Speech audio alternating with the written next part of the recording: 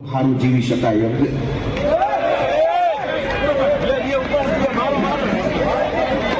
શકાય એમ છે. શકાય એમ છે.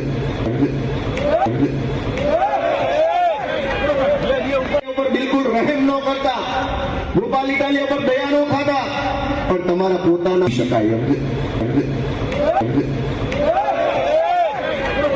શકાય એમ છે.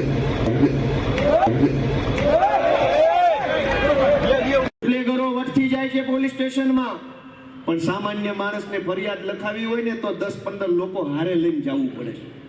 મારી વાત સાચી છે કે ખોટી? કહો તો ખરા. 7-8 જણાએ સાચી કીધું, એનો ખૂબ ખૂબ આભાર. મિત્રો, તમે એક વાત વિચારો કે ગુજરાત આખાના પોલીસ સ્ટેશનોમાં કોઈ ગરીબ માણસે, કોઈ સામાન્ય માણસે, કોઈ નિર્દોષ માણસે, કોઈ પીડિત વ્યક્તિએ ફરિયાદ લખાવવા જવું હોય, એકલો નથી જઈ શકતો. 10-15 લોકો કે પોતાની જ્ઞાતિ સમાજને 5-25 જણા લઈને જવું પડે છે. આ વાત સાચી છે કે ખોટી? પોલીસ સ્ટેશનમાં એકલા નથી જઈ શકાતું.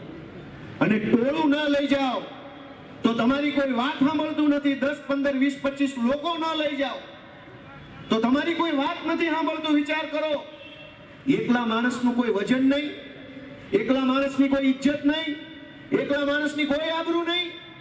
ટોળું લઈને જવું પડે, 50-100 લોકો લઈ જાવી, ત્યારે તો ખાલી વાત સાંભળે. હજુ એફઆઈઆર લખવાની કે મામલતદાર ઓફિસના કામની તો વાત જ નથી. તમે વિચાર કરો કે આ કઈ પરિસ્થિતિ છે જ્યાં એકલો માણસ સરકારી ઓફિસમાં ન જઈ શકે? દુનિયાના કયા દેશમાં આવું છે? આપણા બધાના સગાઓ, પરિચિતો, મિત્રો બધા વિદેશોમાં, કોઈ અમેરિકામાં, કોઈ કેનેડામાં, કોઈ ઓસ્ટ્રેલિયામાં રહે છે.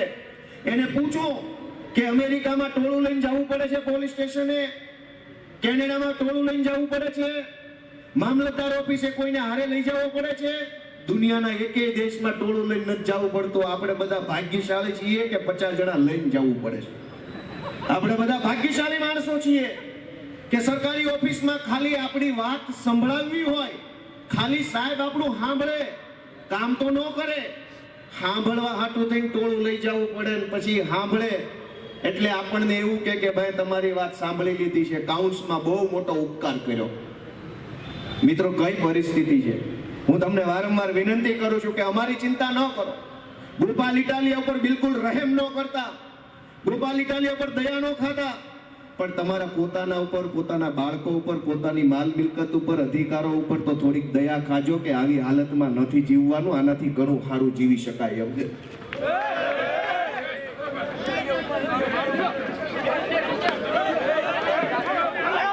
આ પોલીસ વાળા અગાઉથી બચાવવા આવી ગયા, તેને ખબર હતી મારવાનો છે, એ પ્લાનિંગ થી આવેલા. પછી જો આ બચાવવા તરત આવી ગયા, ગુંડા લફંગાઓને બચાવવા તરત આવી ગયા બધા પોલીસ વાળા.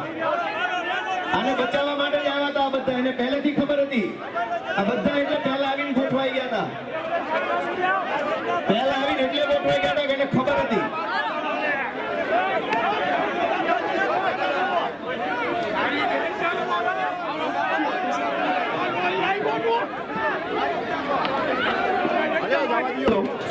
આ પોલીસ વાળા ચારે બાજુ એટલે જ ગોઠવાઈ ગયા હતા, એને ખબર હતી પહેલે.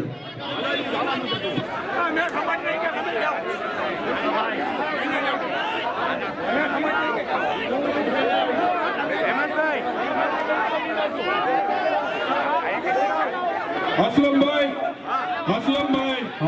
હું તમામ આપણા કાર્યકરોને વિનંતી કરું છું, તમામ